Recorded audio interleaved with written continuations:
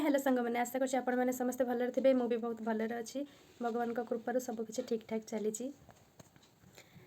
आज मुझे भाविली कि नहीं आज गोटे ब्लॉगटे बनई देबा जेहेतु आगु मु ब्लॉग बनई पारि कि नहीं एबे किछि दिन मोर एग्जाम अछि तो मुझे पढ़ापढ़ी रे बिजी रही से भाविली आज टिके ब्लॉगटे बनई देबा आउ मोर जेहेतु 11 रे अछि एग्जाम तो मते आंध्र प्रदेश जाबा पड़िबो हमर काली जिबार अछि काली हमर ट्रेन टिकेट होइछ हम काली जिबु तो आज गोटे दिन मते टिके भी फ्री टाइम मिलबनी मु बहुत ही बिजी रही मोर काम पूरा ता ऊपर पेंडिंग हे अछि कौन करी कौन नहीं सब पूरा गोटे लिस्ट होकर रही जाइए तो मु आगु आपण वीडियो कंटिन्यू करंतु जानि परिबे मु कौन करूची कौन न करूची सब आपण मान सहित शेयर करी। मते पइड दे देथिले पइड मोर बहुत पसंद मते बहुत ही भल लगे पइड खाइबा पई आ मु एमती ही सब बेले पइड खाए जोटा कि हम बॉडी पई बहुत ही हेल्पफुल अटे।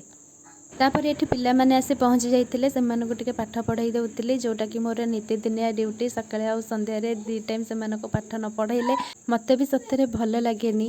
बास भगवान एमानको बहुत आगो को नियंतु जेहेतु लेट हो जाता मत बहुत जोर से भोक होता तो से भाविली आ जलखिया न खाई पखाल खाईदे बेटर हम तो मुझे मोर प्रिपेरेसन स्टार्ट करची मु भाविली टिके ऑमलेट कर देकी खाईदेवी मत भल लगे आटा बहुत जल्दी भी हो तो से मुझे 2टा अंडा नहीं आउ मत ऑमलेट बहुत ही भल लगे खाइबापी बहुत टेस्टी लगे आउ क्या एमती भल लगे ऑमलेट खाइबापी कहार पसंद मत कमेंट रे निश्चिंत जनइबे।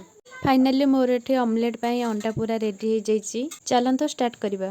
फास्ट मुझे त्यावारे किसी तेल पकई दौची सेटा गरम है से किसी पंचफुटण को पकाउची तापर काटिकी रखि पियाज को भी पकाउची या भितर आमर लाइन कटि जाइए लाइन भी पलि आसी पियाज को टिके अल्प भाजबी रेड है पर्यंत तापर ऑमलेट पे जोटा रेडी करी रखी सेटा को से पकई दौची आउ मते तो एमती भी रोषे आसेनी मुझे करेनी किंतु काली आंध्र प्रदेश पलैबी बोली कि कौन पाई के जानी आज मते एते सब काम करिया पड़ुची फाइनली मोर एठी रेडी हो जाइए। आस किए खाइबा कथा एठी जेते बेले मते खाइबार थाए सेते याकू भी भोक हुए ये भी आसे मो सहित खाइबा जेमिति कि मु आपण मानू कहिथिली आज मोर बहुत काम अछि मते टिके भी रेस्ट नहीं खाई सरला परे मु एठी पळै आसली माछ भाजीबाको आज हमर चुना माछ आस्तिला आ चुल्ली रे भाजिले तार टेस्ट ना बहुत ही बढ़िया लगे माछ भाजिला परे मु बसी पड़ली एठी भजा भाजीबाको तापर मामा को मु कहिथिली किछि मिठा आचार बनैबा पई से एठी 2 प्रकार कोली खट्टा करिथिला काहाको खट्टा खाइबाको बहुत भल लगे मते टिके कमेंट रे जणैबे। आज मु बहुत ही वर्क कर देछि और मो मुंड बहुत गरम अछि सेते पई टिके आइसक्रीम खाइबा को इच्छा करली जोटा खाइले कि मते बहुत ठंडा भल लागिबो।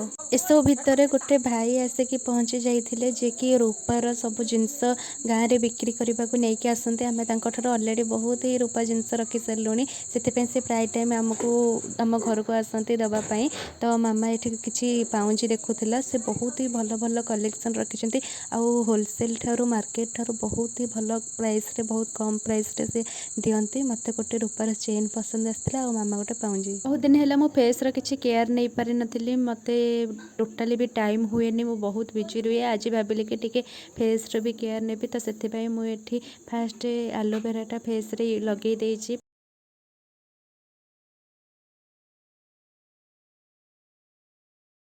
मु सब नेचर एलोवेरा ही यूज करे मते सेटा बहुत ही भल लगे एठी मु कॉफीर गोटे फेस और बॉडी बोथ स्क्रबटे यूज करुच्ची तो फास्ट स्क्रब लगेबा में तापर स्क्रब रे मु एठी कॉफीर ही गोटे फेसवाशटे यूज करुच्ची सेते एटा फोमिंग फेसवाशटे तो 2टाक मु फेस रे बे अप्लाई करबी मानक जदि आ भितर किछि भी लिंक दरकार तो मु डिस्क्रिप्शन में देदेवी आपण मैंने सेठू जाइए चेक करेंगे मैंने फेशियल करंतु कि फेस रे पैक लगातु कि स्क्रब करंतु ता आगर फेस को भल भाव में क्लीन करेंगे फेसवाश रे हो कि जो भी हो आपण मैंने फेस को भल भाव में क्लीन करके तापर जहाँ भी लगेबा कथा आपण मैंने फेस रे अप्लाई करंतु एबे मो फेस को भल भाव में क्लीन कर देछि या पर मु एबे फेस रे से स्क्रब टे अप्लाई करेंगे जो स्क्रब टे मु आपण मानकु देखौतली सेटा एबे मो फेस रे अल्प अल्प नेकी फेस रे अप्लाई करी या पर 5 मिनट पर्यंत ताको भल भाव में फेस रे मसाज करी एबे मु टोटल फेस रे को भल भाव में अप्लाई कर देछि तापर 5-10 मिनट पर्यंत ताको हल्का सर्कुलर मोशन रे हल्का हल्का रे मसाज करी जेमिति मु करछि आपण माने सही टाइप रो ही करंतु फेस रे जहाँ भी किछि थिबो सेटा भल भाव में क्लीन हे जिवो एटा बहुत ही भल वर्क करे आपण माने जी यूज करथिबे से जानिथिबे जे भी यूज करिनाते गोटे थर याको यूज करंतु तापर हमें फेस को वॉश करिनेबा। एबे मो फेस को भल भाव वाश कर आपण मैंने चेंजेस को देखि पारुथिबे। एबे मो फेस रे फेस पैक यूज करिबे जोटा मो आगुरु बनेकी रखी थिली। एटा पूरा प्योर होममेड भल वर्क करे। 10-15 मिनट पर एटा भल भाव सुखी गला पर हल्का हल्का मसाज करके तापर आमे आकु वाश कर देबा मुहटा को। एटा पूरा होममेड एतरे किछि भी साइड इफेक्ट नाही। एटा हमें बहुत फेस आउ नेक रे भी अप्लाई करि परिबा। एटा समस्त यूज करि परिबे किछि भी प्रॉब्लम हबनी।